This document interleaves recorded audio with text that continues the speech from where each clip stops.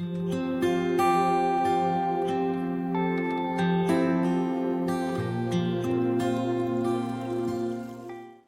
말씀 보시겠습니다. 오늘 은혜 받으실 기록된 하나님의 말씀은 호세아서 5장 8절에서 15절까지 보겠습니다.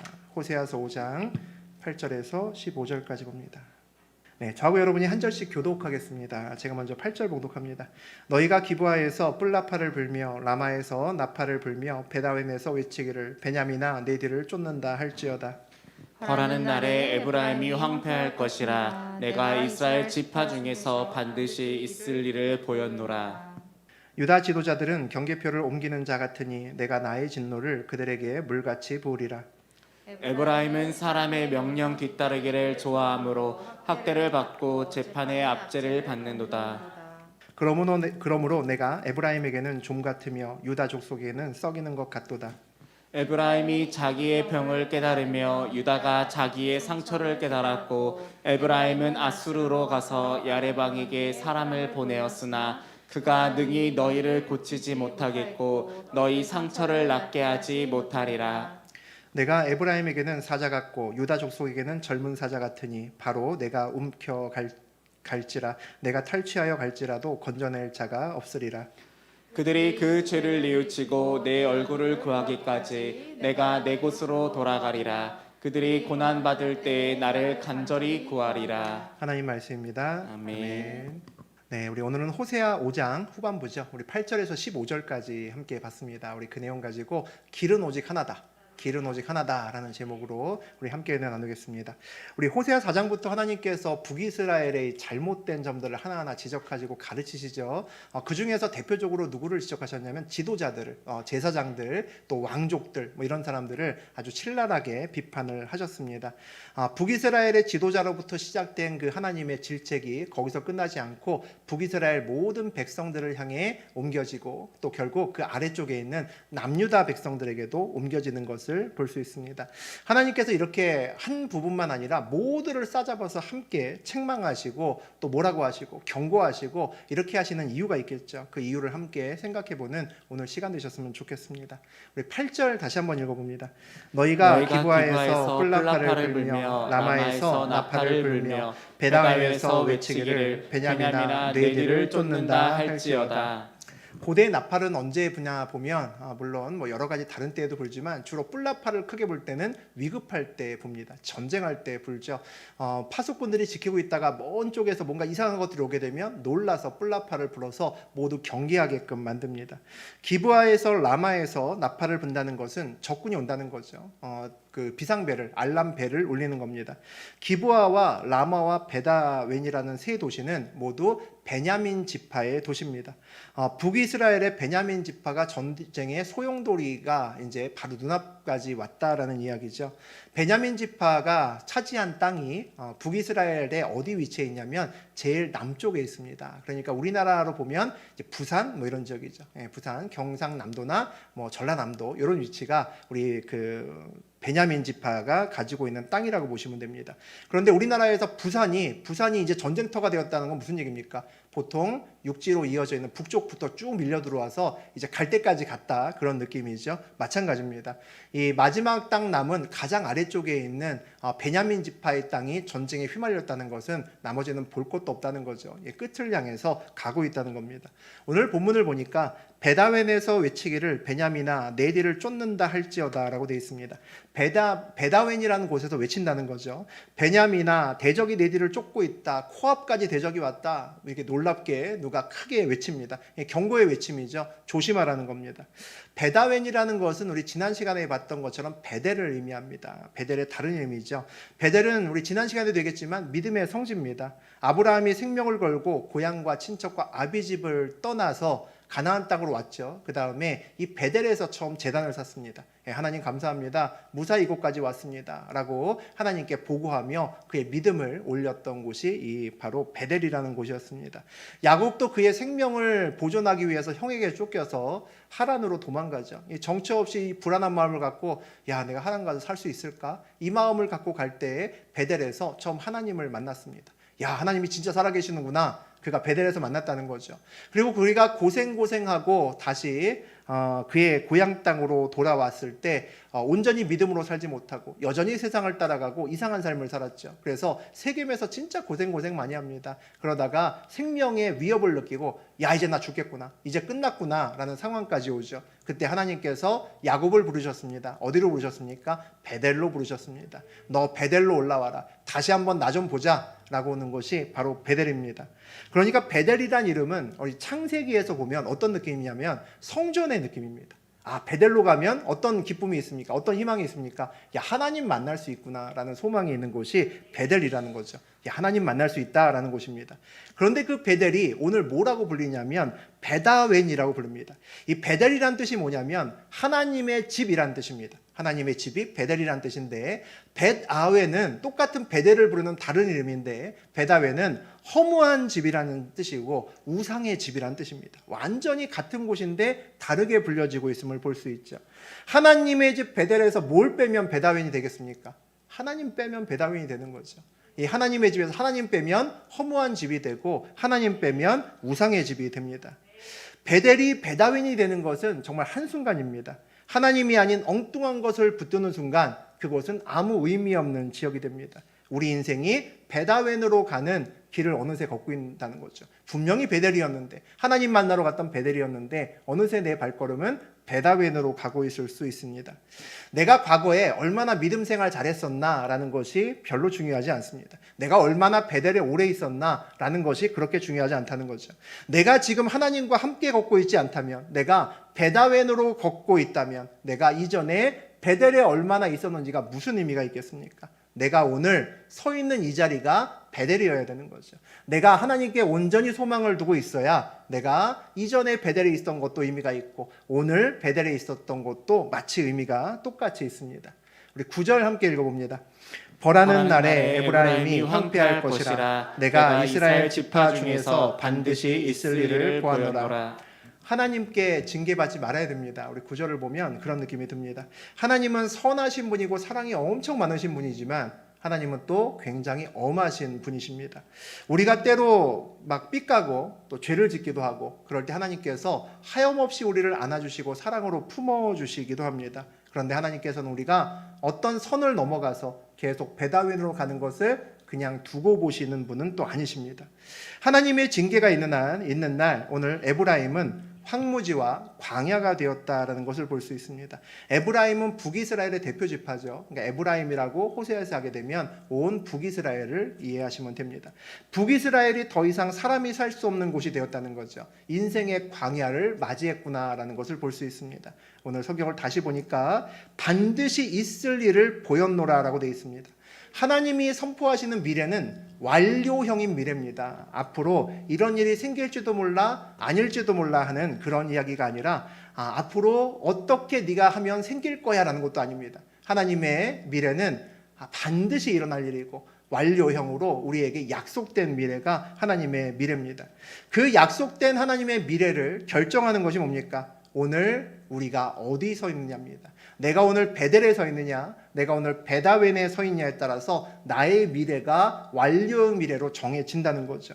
오늘 나의 삶에서 하나님이 보이느냐가 중요하다는 겁니다. 오늘도 믿음으로 내가 하늘에 온전히 쌓아가는 그런 믿음으로 살아가느냐가 중요하다는 거죠. 왜냐하면 우리의 미래는 완료형의 미래이기 때문입니다. 오늘 나의 삶이, 나의 신앙이 나의 미래를 결정하고 있다는 것을 우리가 절대 잊으면 안 됩니다. 우리 10절 같이 한번 읽어보겠습니다. 유다 지도자들은 경계표를 옮기는 자 같으니 내가 나의 진노를 그들에게 물같이 보리라. 이번에는 하나님께서 유다 지도자들을 책망하시는 것을 볼 수 있습니다. 경계표는 말 그대로 경계를 알리는 돌입니다. 그것을 경계표라고 부르죠. 이스라엘에서 여기까지는 내 땅이고 저기까지는 네 땅이야 할 때 돌을 하나 올려놓습니다. 그것을 경계석 또는 경계표라고 이야기를 하죠. 약속된 그곳에 그 자리에 우리가 돌을 하나 놓습니다. 그래서 경계석은 기준이 되고 또 약속이 되는 돌입니다. 우리가 아는 굉장히 유명한 경계석, 경계표가 하나 있습니다. 사무엘상에 나온 에베네셀이라는 돌이죠. 사무엘상 7장에 보면 블레셋에 빼앗긴 하나님의 개가 블레셋을 계속 돌고 돕니다. 돌고 돌아 기앗 여아림까지 갑니다. 블레셋과 유다의 접경지대까지 간다는 거죠. 거기서 무려 20년을 머뭅니다. 이스라엘의 백성은 아주 사모하는 마음으로 여호와의 궤를 봅니다. 그 궤가 언제나 우리에게 올까? 그 마음으로 그 궤를 바라본다는 거죠.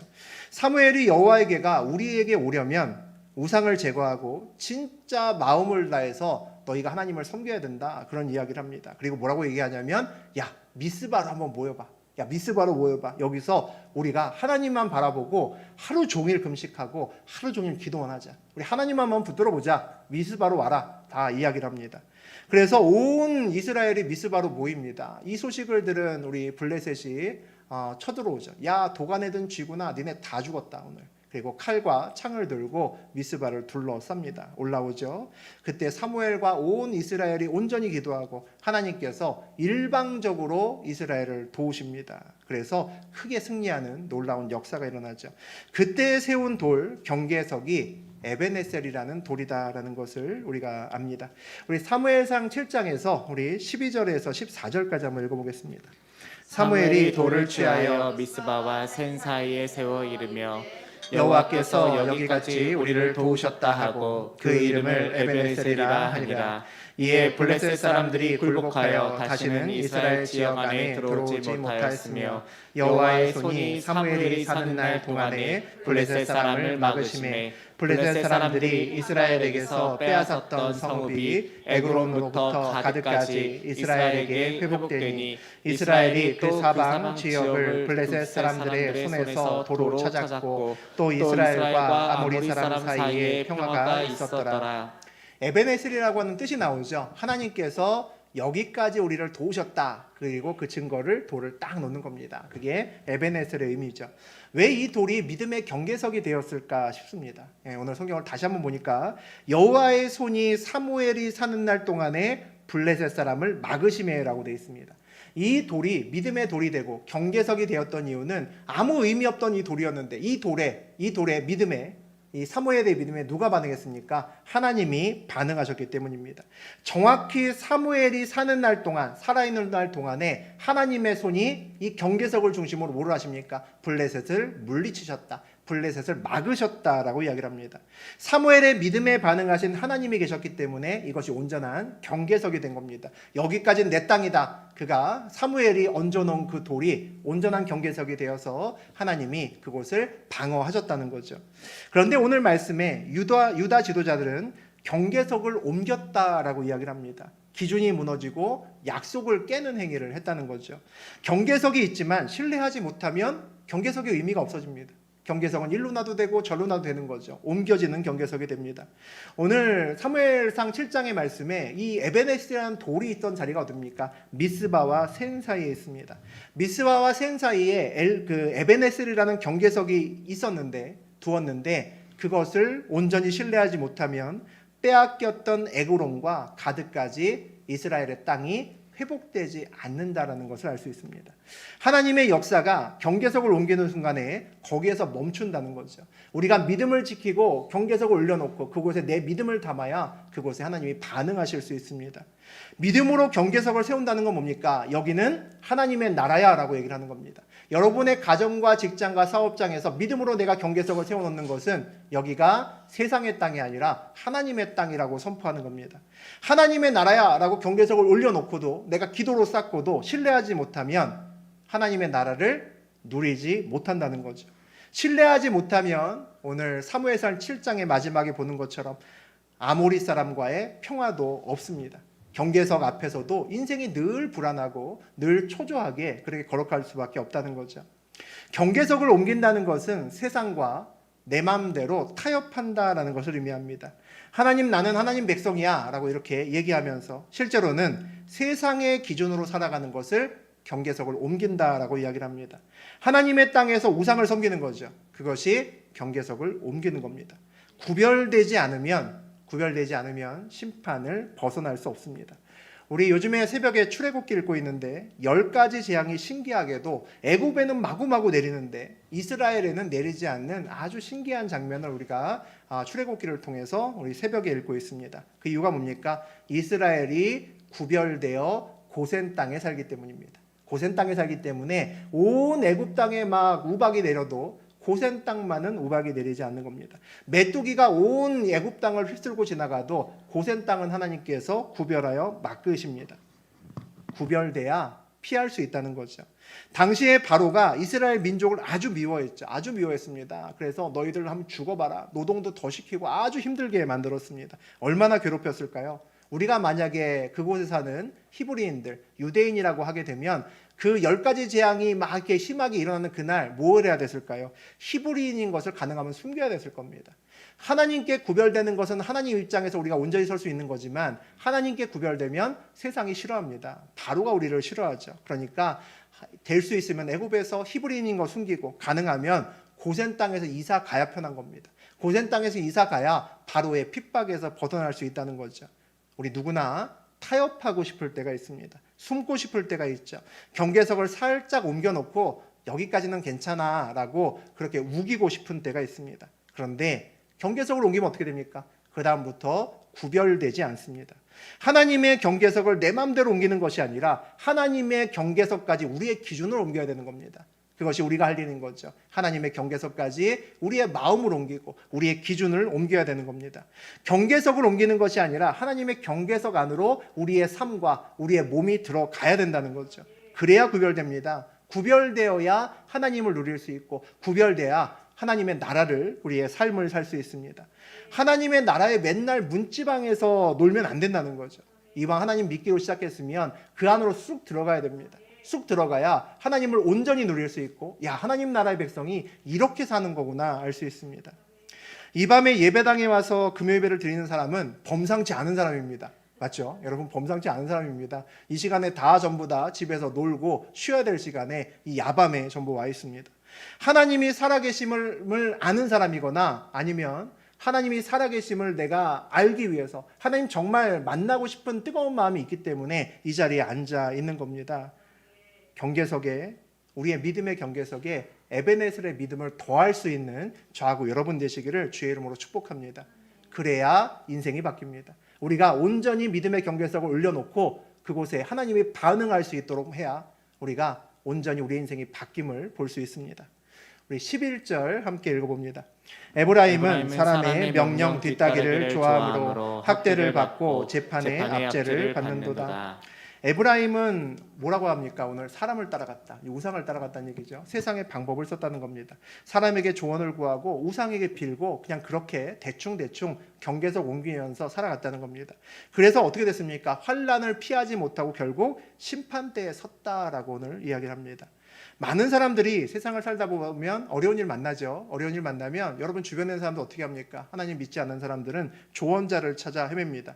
사람과 의논하고 결정합니다. 이 사람 저 사람 만나고 결정하죠. 조언자들은 뭐라고 얘기합니까? 각자의 경험에 비추어서 각자의 소견대로 옳은 대로 이야기를 합니다. 맞죠? 이 사람 얘기 들어보면 1번이 맞는 것 같은데 저 사람 얘기 또 잘 들어보면 또 2번도 나쁘지는 않다라는 생각이 듭니다. 그 사람들이 모두 뭐라고 얘기합니까? 확률로 얘기합니다. 자기 인생에 살아보다 보니까 1번보다는 2번이 잘 될 확률이 높아라고 대부분 그렇게 이야기를 합니다. 반대로 이야기하는 경우도 있죠.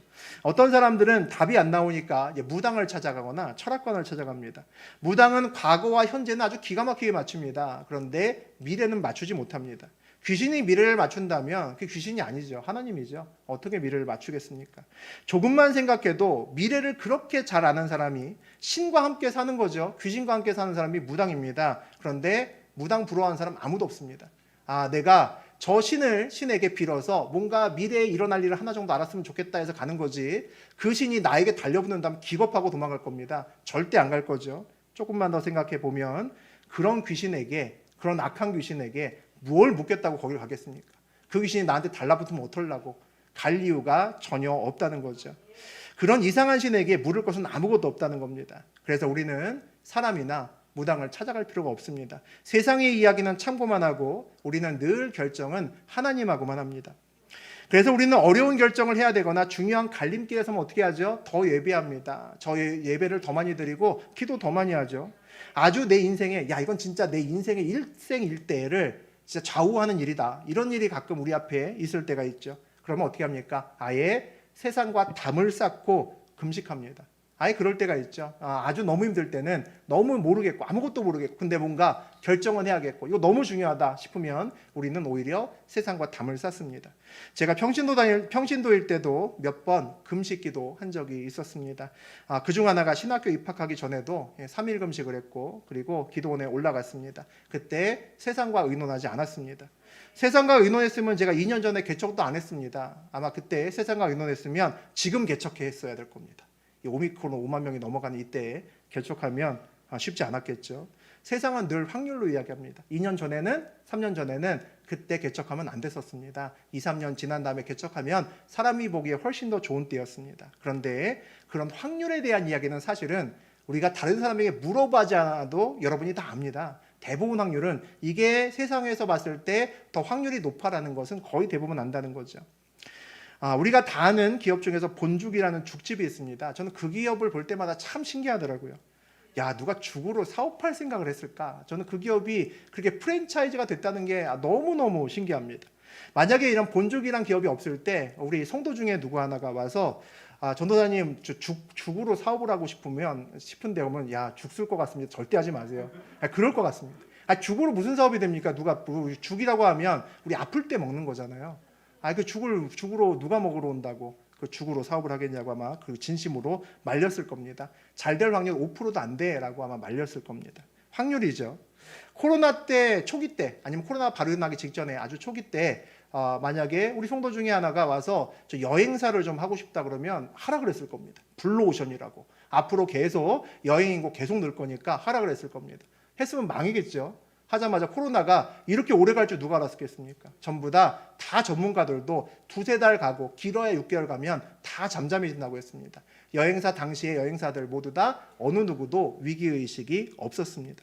이렇게 길게 갈 줄 알았다면 아무도 시작하지 않았을 겁니다. 이 금요철앱에 함께 들으시는 분들 중에서도 우리 교인들 중에서도 직장 사업장이 이 코로나 때 크게 변화를 겪으신 분들이 많이 있습니다. 확률로는 하지 말아야 될 짓을 한 분이 많이 있습니다. 지금 생각하면 어떻습니까? 그때 안 했으면 어떡할 뻔했어 라는 생각 들죠. 그때 내가 새롭게 사업을 하지 않았으면 어떡했을까? 또 그때 내가 새로 개업하지 않으면 어땠을까라는 생각을 분명히 하시는 분들이 있습니다. 저도 똑같죠. 야, 그때 개척 안 했으면 큰일 났을 뻔했다 라고 저도 동일하게 생각합니다. 세상 사람들의 이야기는 전부 참고입니다. 우리가 새벽을 깨우고 묻고 또 묻는 이유는 확률로 인생을 맡기지 않기 때문입니다. 예배와 기도로 우리의 인생을 결정하기 때문이죠. 저는 우리 교회에 새벽을 깨우는 사람들, 그 멤버들이 있습니다. 그 멤버들은 이 비밀을 알기 때문에 새벽에 온다고 생각합니다. 새벽에 왜 옵니까? 자는 게 우리 몸의 건강을 위해서 훨씬 좋습니다. 아침잠이 꿀잠이라면서요. 다들 보약이라고 합니다. 의사들이 와서 다 얘기하잖아요. 아침에 잠을 잘 자야 아침에 개운하게 일어나고 그래야 하루가 건강하다라고 얘기합니다. 우리도 압니다. 그런데 눈 비비고 일어나서 예배당에 와서 피로 풀리지 않는 몸을 가지고 눈 비비고 이곳에 앉아 있으면 내가 내 경험으로 내 상황에 의해서 확률로 예측해서는 내 인생을 온전히 살 수 없음을 알기 때문입니다. 그리고 지난 몇 년 동안에 그렇게 내가 새벽에 기도하고 왔더니 내 삶이 변화가 됐음을 내가 보기 때문입니다. 그러니까 안 올 수가 없다는 거죠. 참고만 세상은 하면 되고 내가 결정은 주님만 하겠다라고 결정한 사람만 새벽을 깨우고 이 밤에 나올 수 있습니다. 왜 그렇죠? 우리에게 열려진 길은 가야 되는 길은 여러 가지 길이 있지만 우리가 가야 되는 길은 오직 하나이기 때문입니다. 우리 12절과 13절 보시겠습니다. 그러므로 내가 에브라임에게는 좀 같으며 유다 족속에게는 썩이는 것 같도다. 에브라임이 자기의 병을 깨달으며 유다가 자기의 상처를 깨달았고 에브라임은 아수르로 가서 야레방에게 사람을 보내었으나 그가 능히 너희를 고치지 못하겠고 너희 상처를 낫게 하지 못하리라. 하나님께서 에브라임에게는 우리 옷에 좀 먹는 것처럼 그렇게 좀이 쓸게 만들다라고 하셨고 그리고 거의 비슷한 얘기죠. 우리 또 남유다에게는 비슷하게 썩어가게 하시겠다라고 말씀하십니다. 그래서 그들이 어느 날 좀 먹는 거 모르다가 어느 날 옷장을 딱 열어봤더니 옷이 다 망가졌네라고 알면 어떻게 이제 수선하려고 애쓰겠죠. 그들이 상처의 위급함을 깨닫고 야 내가 큰 병이 걸렸구나라는 걸 깨닫고 그들이 믿을 만한 아수르에게 갑니다. 믿을 만한 아수르에게 갔는데 거기에 요청해도 너희 구원받지 못해라고 오늘 말씀하십니다. 왜 그 대단한 힘을 가진 아수르, 날아가는 새도 떨어뜨린다는 그 아수르가 못 고칠까요? 그 병 뒤에 사람이 아니라 하나님이 계시기 때문이죠. 내가 어떤 사람에게 굉장히 무례하게 했다면 뭐 해야겠습니까? 그 사람에게 가서 미안합니다 라고 얘기하면 됩니다. 내가 이렇게 해서 당신에게 무례하게 했습니다. 죄송합니다 하면 되는 거죠. 하나님께 내가 잘못했습니다. 그럼 뭐 하면 됩니까? 하나님께 무릎 꿇고 앉아서 하나님 정말 잘못했습니다 라고 우리가 회개하면 됩니다. 그런데 살다 보면 우리 주변을 보면 그렇게 하는 게 정상인데 그렇게 하지 않는 사람들이 굉장히 많습니다. 어떤 사람에게 내가 잘못할 수 있죠. 근데 그 사람에 가서 사과하기는 좀 그러니까 뭐합니까? 교회에 와서 기도합니다.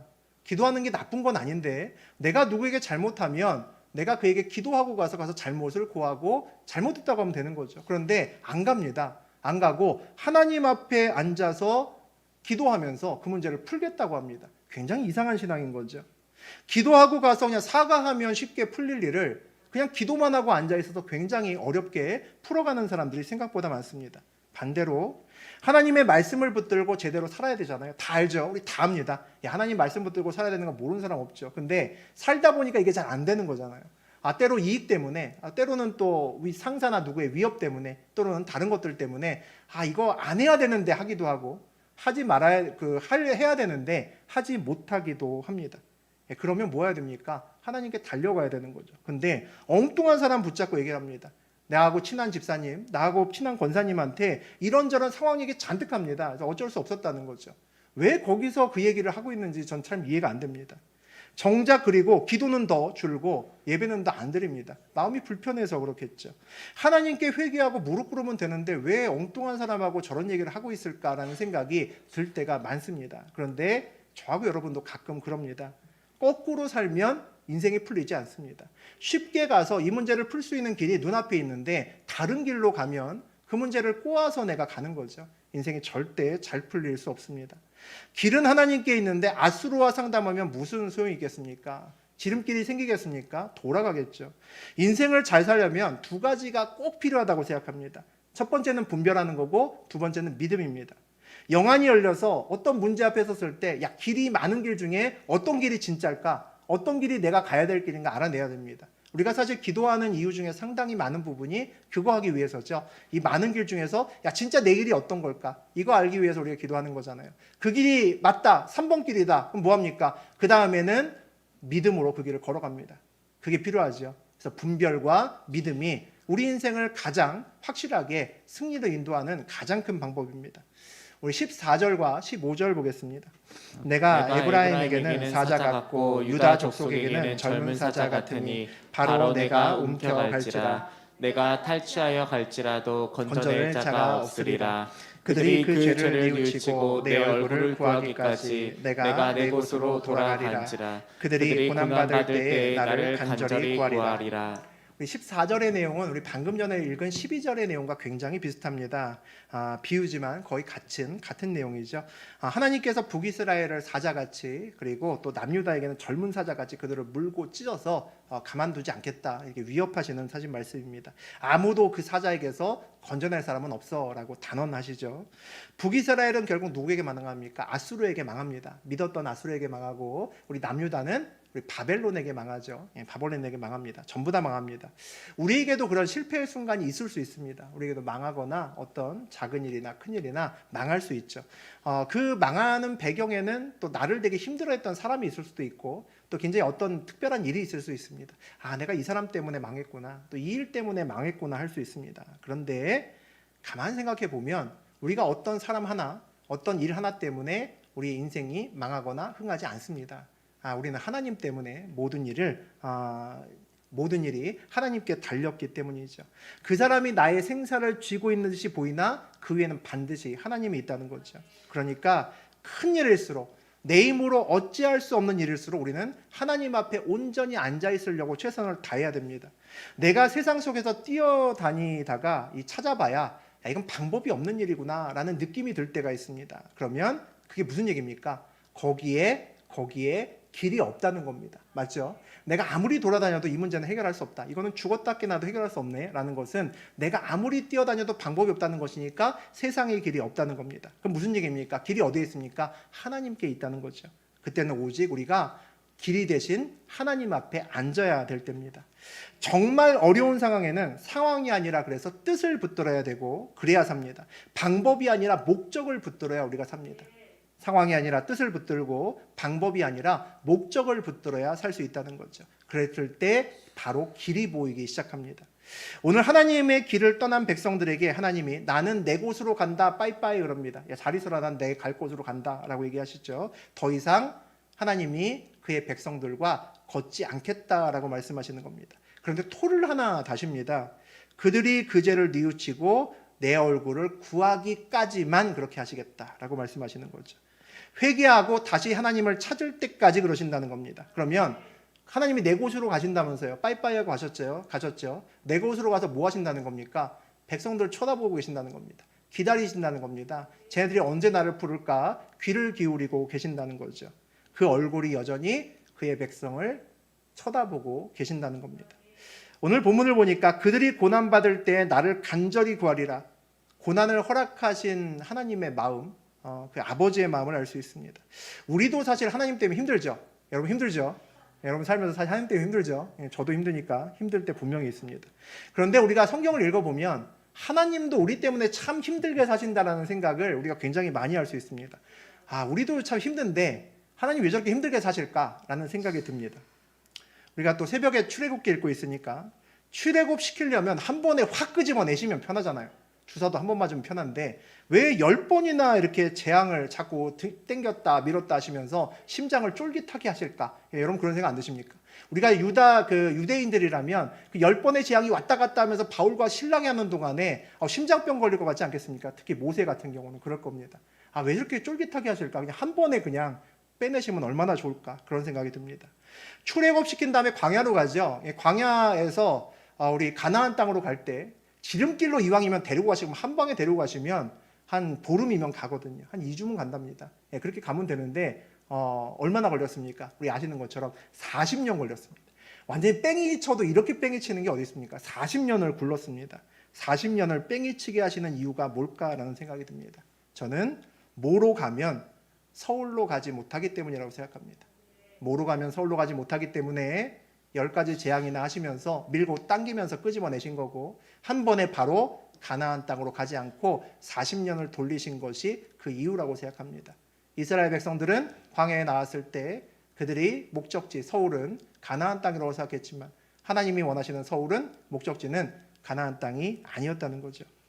예수님이 그런 말씀하셨습니다. 아주 유명한 말씀이죠. 우리 요한복음 14장 6절 읽습니다. 예수께서 이르시되 내가 곧 길이요 진리요 생명이니 나로 말미암지 않고는 아버지께로 올 자가 없느니라. 내가 곧 진리요 길이요 진리요 생명이니 무슨 말입니까? 다른 길 없다는 겁니다. 유일한 방법 오직 하나의 길이 바로 나다라고 예수님이 그렇게 말씀하셨습니다. 부흥로 도산로 이런 길이 아니라 예수가 길이랍니다. 우리 앞에 있는 길이 아니라는 거죠. 하나님만이 유일한 길이고 예수님만이 유일한 길이랍니다. 사실 이것 때문에 기독교가 욕 엄청 많이 먹습니다. 여러분 아시죠? 왜 그렇습니까? 왜 다른 종교는 인정하지 않냐라고 얘기합니다. 아주 독선적이고 이기적인 것이 기독교인들이라고. 기독교는 안 되겠다고 그렇게 얘기 굉장히 많이 합니다. 왜 니네만 맞냐라고 얘기합니다. 우리 신사적으로 해야지. 우리도 맞고 니네도 맞는 거지 니네만 맞는 게 어딨냐고 합니다. 산 정상으로 올라가는데 어떤 사람은 오솔길로 가고 어떤 사람은 다른 길로 가는 거지 왜 니네 길만 정상으로 간다라고 얘기하냐는 겁니다. 근데 조금 생각해보면 이상한 거죠. 우리가 시험을 보면 항상 정답은 하나입니다. 왜 1번만 답이냐라고 우길 수 있죠. 야 2번도 이렇게 생각하면 답일 수 있고 야 3번도 이렇게 생각하면 답이잖아. 우길 수 있습니다. 그런데 그렇게 따지면 어떻게 됩니까? 시험에서 떨어집니다. 1번이라고 써야 합격하는 거죠. 그런 사람은 맨날 시험에 떨어집니다. 출제자의 의도에 맞게 답을 써야지 그게 합격하는 겁니다. 출제자가 누굽니까? 구원에 대한 출제자가 하나님이죠. 정답이 하나님이 하나밖에 없다는데 출제자가 이 길밖에 없다는데 수험생들이 말이 많은 겁니다. 그 수험생이 매의 말을 듣고 그래 뭐 우리는 기독교는 1번이라고 하지만 2, 3번도 맞겠지 하고 거기 따라가면 바보라는 거죠. 출제자가 출제를 하고 답도 줬습니다. 1번이라고. 그럼 1번 붙들고 가면 되는 거죠. 왜 2번과 3번을 얘기를 합니까? 구원이라는 것은 최고의 선입니다. 모든 생명의 목적이죠. 우리의 살아가는 목적이 구원입니다. 최고의 가치죠. 그곳에 이런저런 다양한 방법으로 다 갈 수 있다? 조금만 생각하면 이상한 일입니다. 이렇게 하고 저렇게 해도 열심히 살고 착하게 살면 다 구원받아야지 라고 얘기하는 사람이 굉장히 많습니다. 저는 그런 사람들한테 묻고 싶습니다. 하다못해 세상 일도 우리 뜻대로 안 됩니다. 열심히 산다고 다 잘 삽니까? 안 됩니다. 세상 일도 내 맘대로 안 되고 내 생각대로 안 되는데 구원이 내 뜻대로 되겠습니까? 내 생각대로 안 된다는 거죠. 말도 안 되는 얘기입니다. 구약의 하나님께서 이스라엘 백성들을 이렇게 굴리고 저렇게 굴리시면서 기다리신다라고 오늘 이야기를 합니다. 뭘 기다리십니까? 그들이 간절히 하나님을 찾을 때까지 기다리십니다. 왜 찾을 때까지 기다립니까? 그 길이 온전히 유일한 구원의 길이기 때문입니다. 그곳에만 생명이 있기 때문에 고난 중에 내버려 두는 겁니다. 날 찾을 때까지. 그것이 구원이기 때문이죠.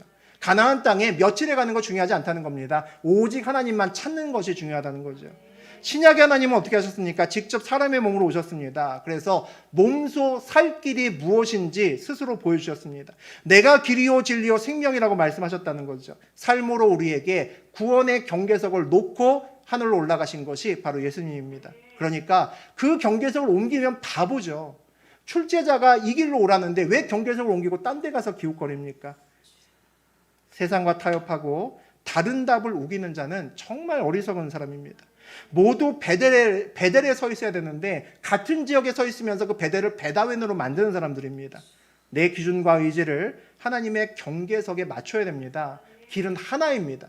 길은 하나입니다. 오직 하나입니다. 그 길로 걸어가야 된다는 거죠. 내 앞에 여러 길 중에서 주님이 계신 길이 분명히 있습니다. 그 길을 분별할 수 있는 저하고 여러분 되시기를 원하고 그 길을 맞으면 이 길이 맞다라고 확신이 들면 그 길을 믿음으로 걸어가는 저하고 여러분 되시기를 주의 이름으로 축복합니다. 이유가 뭡니까? 우리 인생의 길은 오직 하나이기 때문입니다. 아멘. 그 하나의 길을 온전히 붙들고 나아가는 저와 여러분 되시기를 주의 이름으로 축복합니다. 아멘. 아멘.